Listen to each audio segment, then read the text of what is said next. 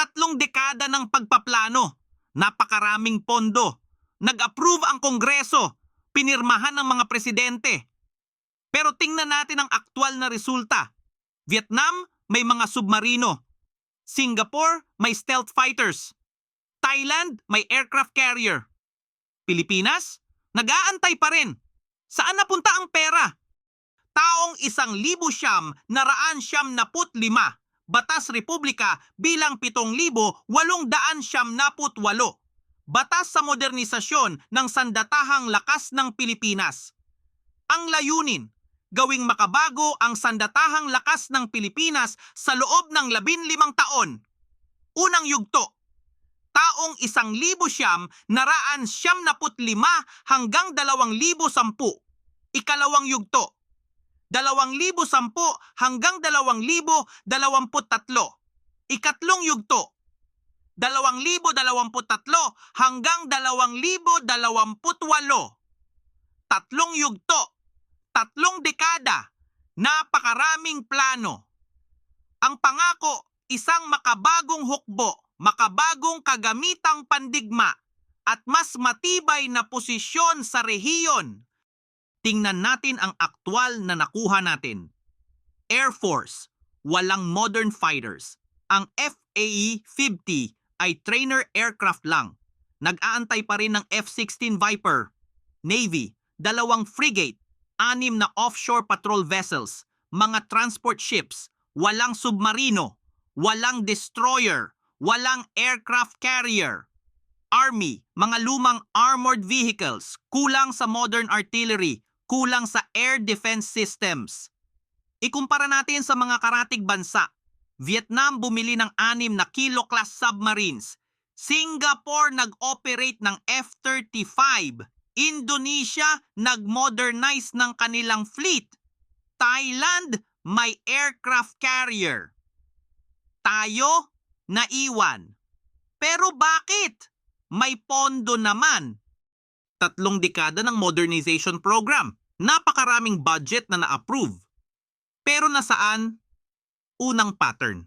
Overpricing. Mga barko na mas mahal kaysa dapat. Mga equipment na doble ang presyo. Mga kontrata na pumapabor sa iisang supplier. Pangalawang pattern. Delays. Mga proyekto na dapat tapos na. Pero hanggang ngayon, nag-aantay pa rin. Ang bawat delay ay nangangahulugan ng dagdag na gastos. Interest. Storage. Inflation. Pangatlong pattern.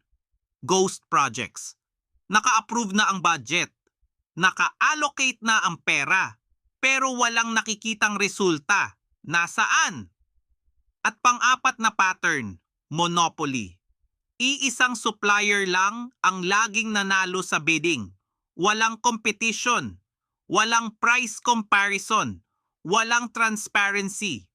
Ito ang mga konkretong halimbawa. Hyundai Heavy Industries, nanalo sa halos lahat ng major naval contracts, landing craft, patrol vessels, offshore patrol vessels, frigates, lahat Hyundai.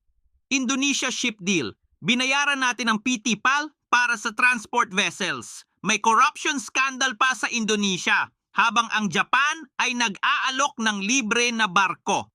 F-16 Viper acquisition, ilang taon na ng negotiation. Hanggang ngayon, wala pa rin. Bakit ang tagal? Coast Guard vessels, overpriced, delayed, may questionable procurement processes. Ito ay hindi isolated incidents. Ito ay pattern. Ito ay systemic. At sa likod ng bawat pattern na ito, may mga taong nakikinabang. Sa series na ito, susubaybayan natin ang money trail. 10 episodes. Bawat isa ay titingin sa iba't ibang aspeto ng modernization program. Mga overpriced na kontrata, mga delayed na proyekto, mga ghost allocations, mga monopoly sa bidding. Bawat episode, mas malalim ang investigation. Bawat episode, mas malinaw ang pattern. At sa huli, makikita natin kung saan talaga napunta ang pera. Ito ay hindi simpleng kwento tungkol sa mga barko at eroplano. Ito ay tungkol sa pera ng bayan. pera ng mga taxpayers. Pera na dapat ginamit para protektahan tayo.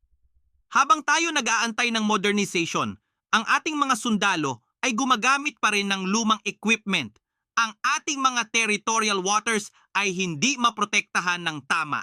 Ang ating airspace ay kulang sa defense. At may mga taong yumayaman habang ang bayan ay nag-aantay. Kaya subaybayan ang series na ito. Subscribe para sa next episodes. Share para mas maraming makaalam. Dahil ang tanong na ito ay kailangan sagutin. Saan napunta ang pera para sa modernization ng Pilipinas? Episode 2, coming soon.